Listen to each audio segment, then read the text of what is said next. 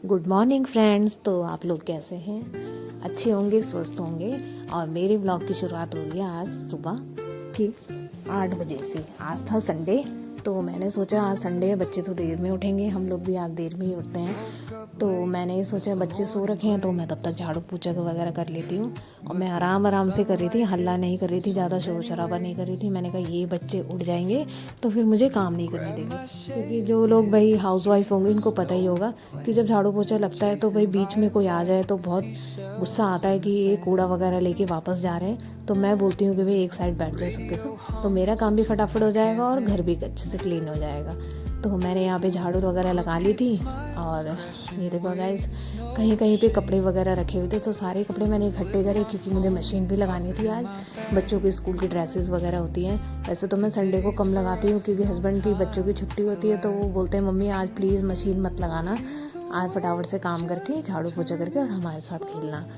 तो भाई स्कूल की ड्रेस होती है तो धोने ही पड़ते हैं। और वैसे सैटरडे ऑफ होता है तो मैं सैटरडे को ही धो लेती हूँ।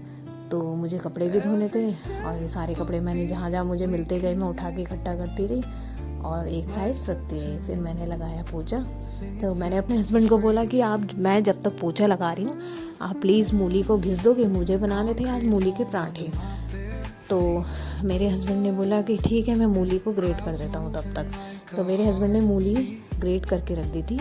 और फिर गाइस किस किस के घर में मूली का जो पानी होता है ना, जो हम निचोड़ते हैं, उससे कौन कौन आटा गूंथता है, आप मेरे को प्लीज़ कमेंट बॉक्स में लिख के बताना। क्योंकि मैं मूली को घिस के रख देती हूँ और उसके बाद मैं अपना और काम वगैरह कर लेती हूँ। और फिर मैंने मूली को घिसा, मेरे हस्बैंड ने घिस के रखा और तब तक मैं पोछा वगैरह लगाने लगी। और अंशु की नींद खुली तो अंशु कह रही पापा मेरे हाथ में अजीब सा हो रहा है, शायद उसका हाथ सोए सोए में एक ही पोजीशन में रह गया, दब गया होगा, तो उससे वो कुछ काम नहीं कर पा रही थी। तो यहाँ पे देखो कुहू सो रखी है, इधर अंशु सो रखी है और अंदर दीऊ सो रखी थी। तो मैंने कहा यार शांति से मैं फटाफट से पोछा वगैरह लगा लेती हूँ, ये उठ जाएंगे तो फिर पैर इधर उधर लेके जाते हैं बच्चे, अंदर बाहर करते हैं तो पैर के छापे पड़ जाते हैं, कोई फ़ायदा ही नहीं होता पोछा लगाने का। तो गाइज़ मेरे बच्चे खा रहे थे पहले चाउमीन, जो कि मैंने एक दिन पहले रात को बनाई थी और ये कटोरी बच गई थी। तो मैंने नहीं, मेरे हस्बैंड ने नॉन स्टिक पैन में इसको गर्म करके तब तक बच्चों को दे दिया था। मैंने कहा जब तक मैं पराठे वगैरह बेल रही हूँ तो आप इसी से पेट पूजा करो तब तक। फिर मैंने बनाए पराठे।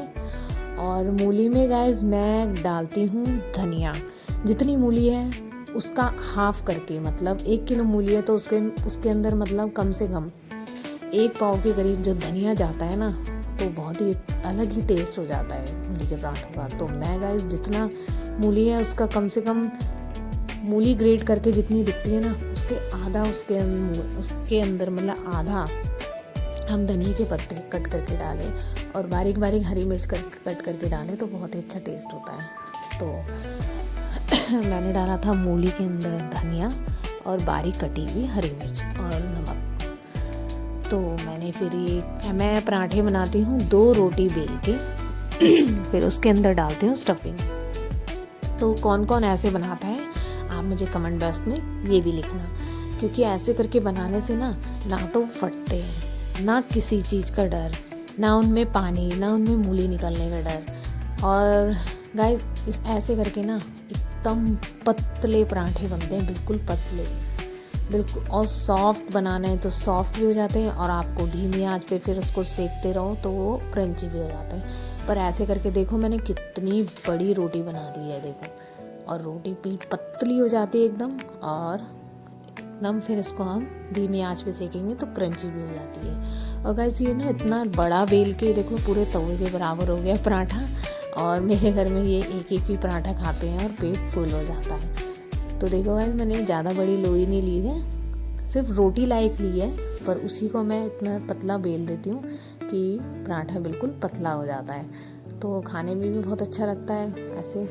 और भाई मैंने तो बहुत कोशिश करी कि एक ही रोटी में बनाऊँ, एक रोटी के अंदर मतलब एक लोई के अंदर मैं स्टफिंग भरूँ और फिर बनाऊँ।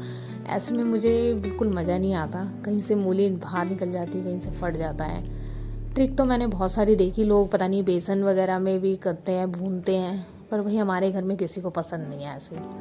तो मैं सिंपल इसी टाइप से बनाती हूँ। 2 रोटी बेली और इसके अंदर भरी हमने स्टफिंग मैं बहुत लोगों की वीडियो देखती हूँ जिसमें वो मूली को पहले पता नहीं क्या बेसन वगैरह डाल के रोस्ट करते हैं, क्या क्या करते हैं, क्या क्या ट्रिक्स दिखाते हैं। पर भाई जो स्वाद ऐसे है, वो बेसन वगैरह डाल के या कुछ भी कर लो उसमें कोई टेस्ट नहीं आता। ऐसे में बहुत अच्छा टेस्ट आता है। और ऐसे में गाइस मूली भी हम इतनी सारी भर देते हैं ना उसके अंदर, तो भाई मूली टेस्टी लगती है ना इतना पराठा खाने में, क्योंकि अंदर खाली नहीं लगता बिल्कुल भी। एक तो पतला पराठा और उसके अंदर मूली की इतनी सारी स्टफिंग, तो और भी बढ़िया बात हो जाती है और भी मज़ा आ जाता है ऐसे में खाने में। तो ये देखो गाइस कितनी कितनी मैंने मूली भरी है, आप लोग भी देख सकते हैं। तो कौन कौन ऐसे बनाता है आप मुझे बताना, कमेंट बॉक्स में लिखना। और ऐसे करके टेस्टी भी लगते हैं। तो फिर मेरे हस्बैंड ने भी, मैंने उनको बोला कि मैं एक एक पराठा बनाती गई और सबको देती गई, और इधर मैंने चाय भी बना दी थी। तो क्योंकि और लोग तो नहीं खाते चाय में, वो बाद में ही पीते हैं चाय, पर मैं पराठों के साथ चाय ज़रूर लेती हूँ। और मैं वैसे चाय पीती नहीं हूँ, पर मैं पराठों के साथ ज़रूर पीती हूँ। और अदरक डाल के मैंने चाय बनाई हुई थी। और यहाँ पे मैंने घी था, बटर था, हरी धनिया की चटनी थी जो कि मैंने उस मॉर्निंग में ही पीसी थी। उसमें मैंने टमाटर रोस्ट करके डाले हुए थे, और लहसुन, धनिया और मिर्ची मेरे गमले में हो रखी थी। हमारी छत पे पेड़ हो रखा है मिर्ची का, तो उसमें से मैं मिर्ची तोड़ के लाई हुई थी। तो एक कटोरी भर की मिर्ची हो गई थी, तो मैंने उसी की चटनी बनाई। और बहुत ही स्पाइसी थी वो मिर्ची, और चटनी भी बहुत ही टेस्टी लगी। कुकू को पसंद है, मेरी कुकू को बहुत पसंद है चटनी, तो मुझे बार बार पीसनी पड़ती है। जैसी ख़त्म होती है उससे पहले ही मैं पीस के रख देती हूँ। तो ये रहा मूली का पराठा, चटनी और घी।